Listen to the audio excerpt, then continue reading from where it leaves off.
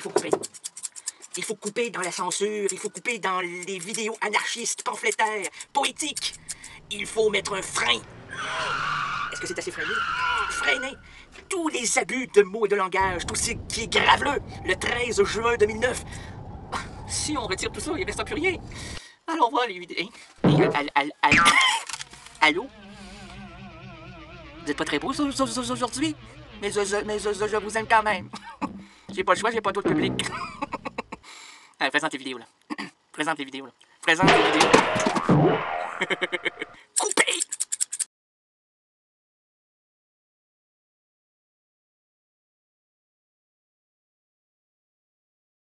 Bien, bonjour, je suis Claude Léveillé. J'aimerais vous dire une seule chose, mais qui est importante, je pense. J'espère que vos plus beaux moments, vous allez les passer à CKRL FMF 89.1. Bye.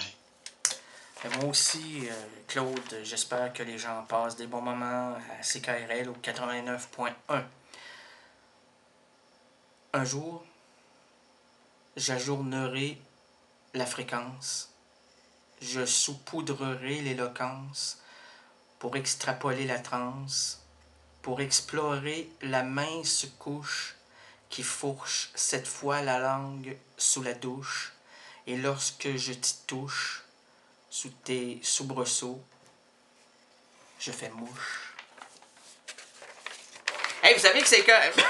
Hey, attention, mesdames et messieurs. Vous savez... Je cherchais des accessoires. Pourquoi pas tout placer tes accessoires à la même place, mon espèce de... Ouais, mais là vous me dites... Tu me dis, voirai d'or! Non, mais tu me dis, vous me dites...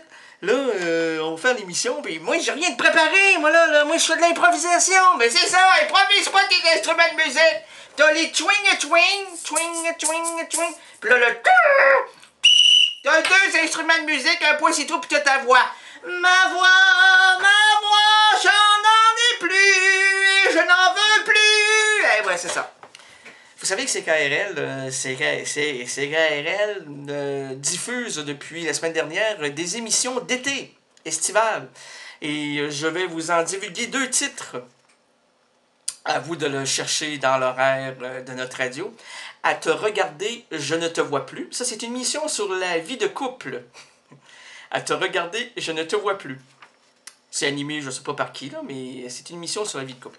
Et une autre émission qui, elle, est sur les voyages, qui s'intitule « Au plus loin du néant ». Non, mais au plus loin du néant. Alors, moi, je voyage pour vous, monsieur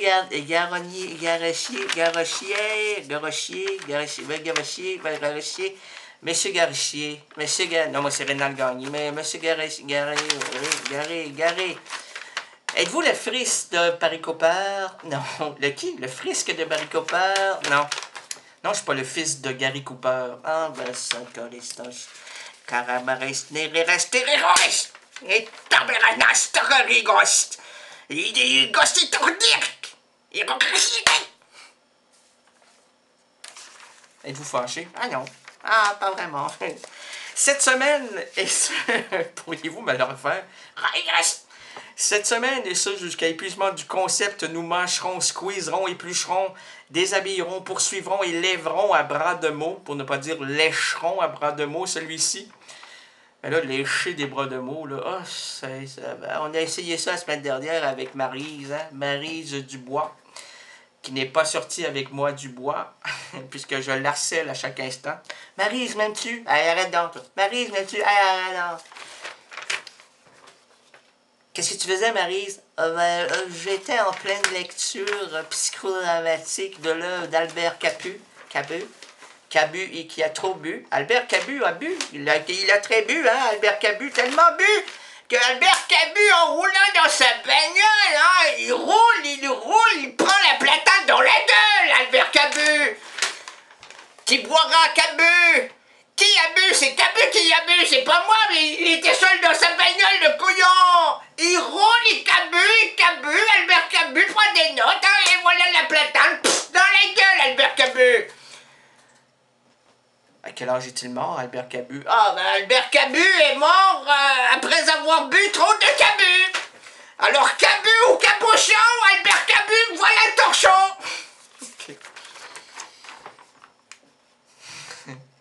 Hey, on souligne les 50 ans de les 40 ans de Boris Vian, la mort de Boris Vian cette année, au mois de juin-juillet, là-bas.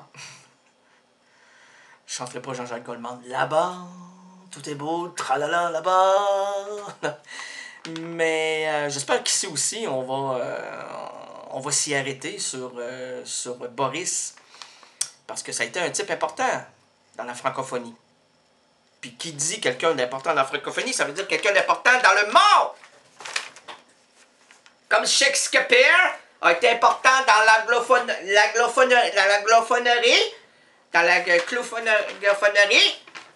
Molle Lalière, Molle Lalleux, qui a été professionnel et très compréhensif, très fort, très intellectuel. Il était là, il réfléchissait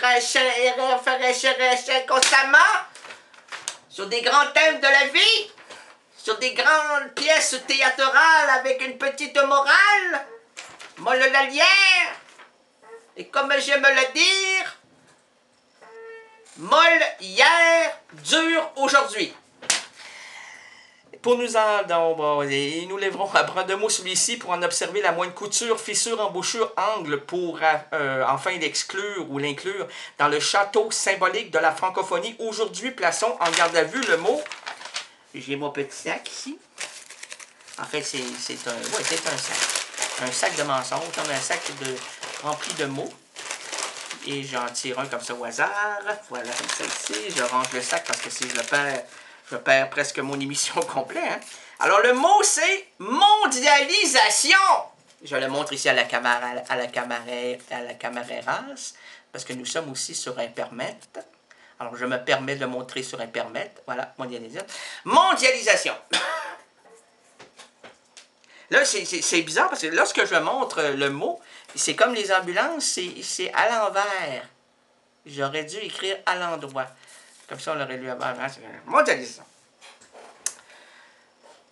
Vous savez que, mon cher présidente, ma chère denturologue, mon pompiste, ma manucureuse, ma coiffeuse et ma chiffonneuse batteuse, je suis heureux de vous voir ici devant moi pour m'entendre faire la contrepétrie et la contrepartie de la mondialisation qui nous amène totalement au marasme.